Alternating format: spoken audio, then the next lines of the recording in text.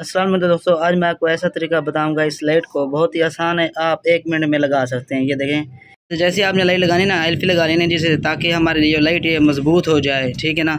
तो मैंने यहाँ पे पहले ऑलरेडी एलपी लगा ली थी। ये देखें, इसके साथ मैंने ये वाली लाइन एक तार लगा दी थी, ठीक है ना।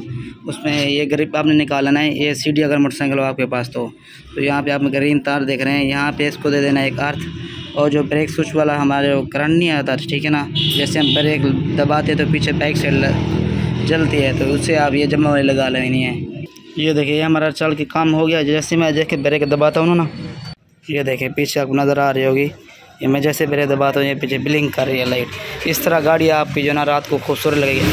बहुत ही आसान है, आप इस तरह घर बैठ के फिर कर सकते हैं। एक दूसरी मैंने बताई थी आपको अंडरग्राउंड फिटिंग की, टैंक की लाइटें कौन सी किस तरह कैसे लगानी है, वो वीडियो नहीं देखे, उसका लिंक डिस्क्रिप्शन में दे दूंगा, वो भी आपने देख लेनी है किस तरह मैंने फिटिंग की है। वो इस तरह इन्फॉर्मेटिव वीडियो देखेंगे, मेरे चैनल को सब्सक्राइब करके रखें ताकि बआसानी आपको वीडियो को नोटिफिकेशन मिल सके। मिलते हैं अगली वीडियो में, अपना ढेर सारा ख्याल रखें। अल्लाह हाफिज़।